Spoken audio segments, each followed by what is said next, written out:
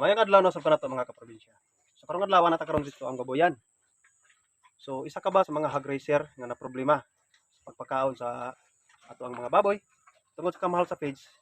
Makaunahuna gid ta nga magamit og mga alternative nga pagkaon para sa ato ang baboy para makatipid ta. So kining video palihog kog tiwas og tan-aw basi makatabang ni sa imo ha.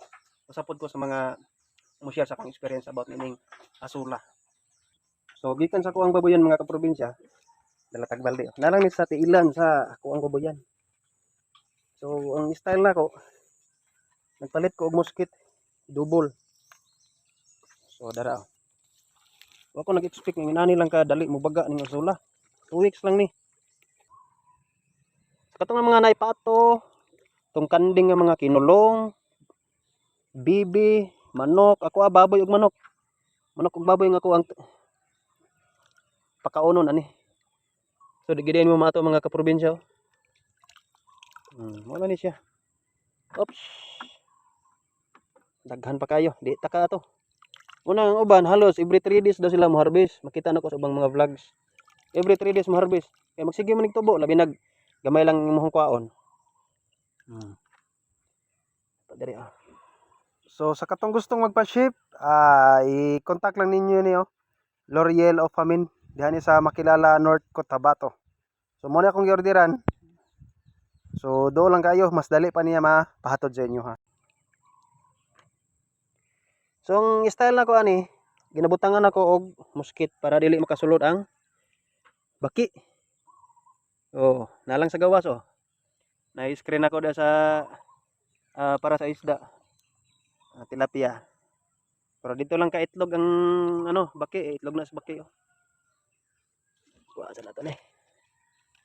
Inalubog naman ito ang tanganan. So nga tong kwaon karon, pampaniod to sa tuang baboy tungod kay nakapamahaw naman ni siya. Puno, isod man ko kayo, way tayo nitanan, way mo video sa tuwa. So ang kwaon na to, mga 2 kilos lang siguro. 2 kilos lang itong kwaon.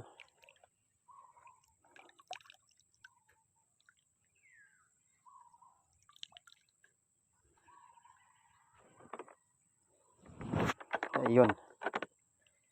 Wala nang yabag tubig to sa gawas na niya. So kani, istrita na to ni og harvest.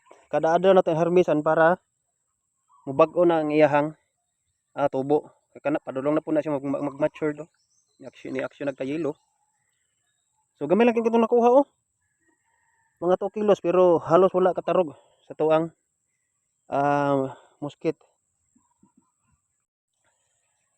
So sa katong gustong mo buhi niining asula, suroya lang ko diri sa akong planeta. Ako diri sa Pikit North Cotabato. Dili pa ta ka ship tungod kay dili pa ta suwito unsaon pag ship sa GNT og LBC. So around Pikit North Cotabato lang or silingan nato nga mga municipal ng dool kung makaanhi mo tagaan ta mo similya. Dili ta magligya tungod kay gamay pa man. So kini plano nako mudungag ko og isa ka musket para dihan ako ibutang na pod diha. Kundi lang gini siya kaunon pod sa isda, mga tilapia. Kana dako kayong lamak oh. Order ron ta nato na hinluan, buhion tanan, buhian na nato tanan. Dili pwede tungod kay atuhon man ni sa isda god. Kaunon gyapon ni sa mga isda. Ang uban kaya ni ginalalog sa fish pan, tilapiahan.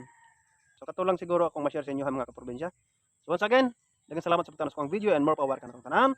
And may the Lord God bless us all. All right.